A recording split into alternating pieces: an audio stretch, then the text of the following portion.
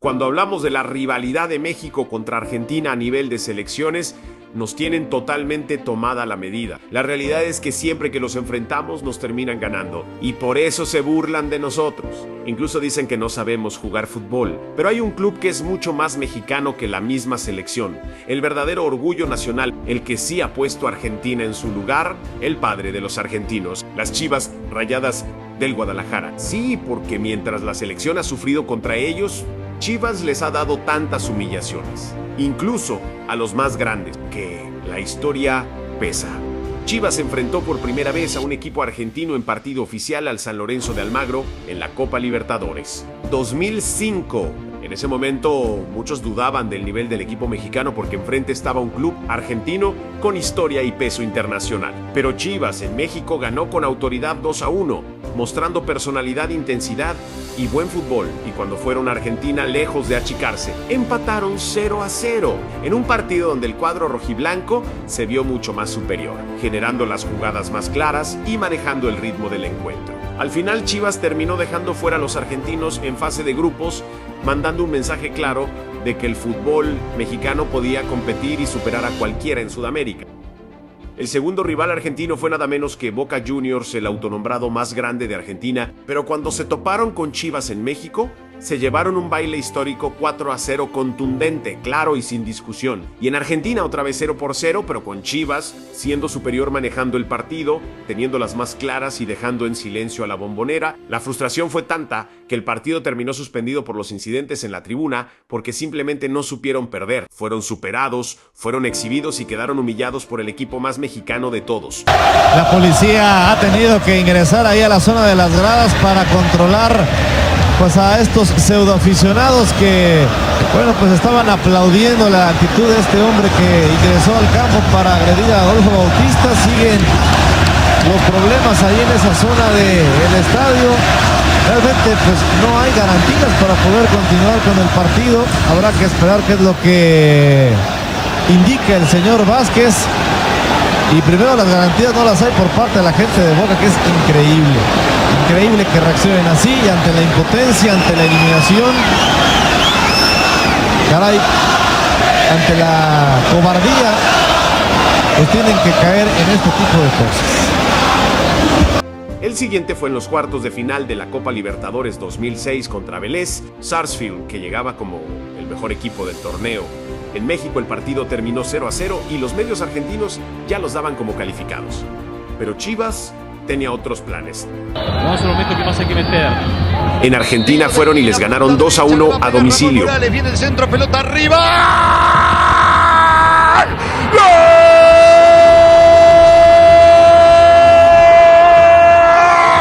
Silencio total en el estadio. ¡Golazo del Bofo! ¡Sáquele lustre, béselo y regálelo, Bofo! Nuevamente, Chivas dejando fuera a un equipo argentino.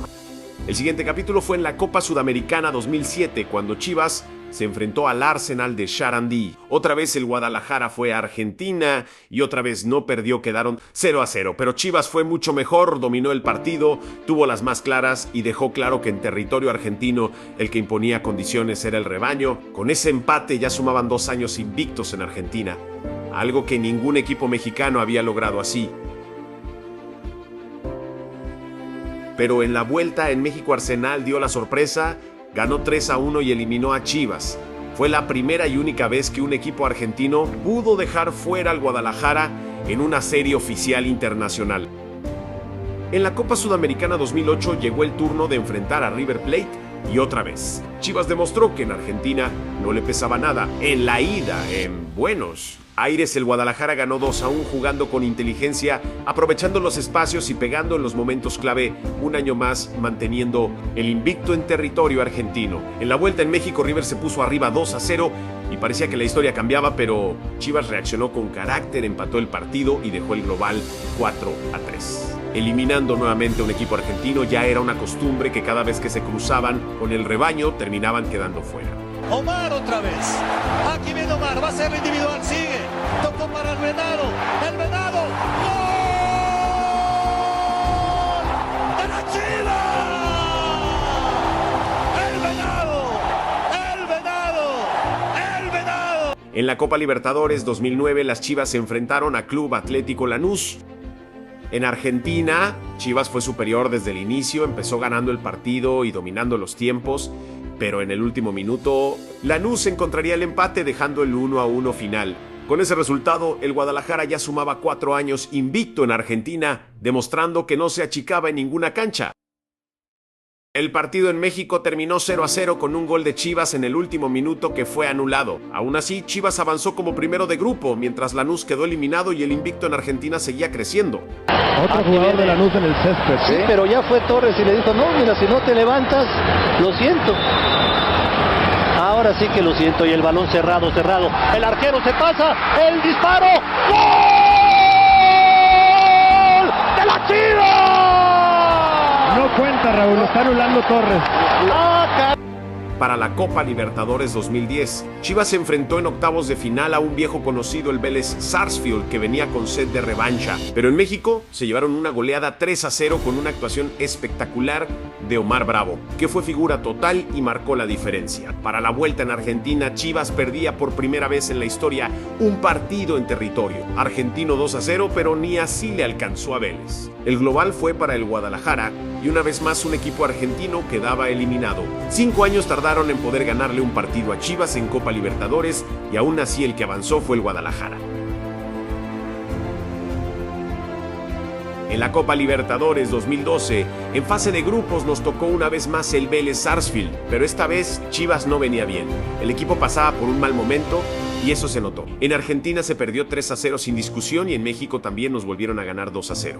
Fue una serie complicada donde Vélez fue superior, pero lo que muchos olvidan es lo realmente importante. Porque cuando los partidos fueron de eliminación directa, cuando se jugaba la vida, cuando no había margen de error, ahí Chivas apareció y, en las instancias más importantes, el Guadalajara. Ya había eliminado 2 veces a Vélez, demostrando que en los momentos grandes la historia pesa diferente.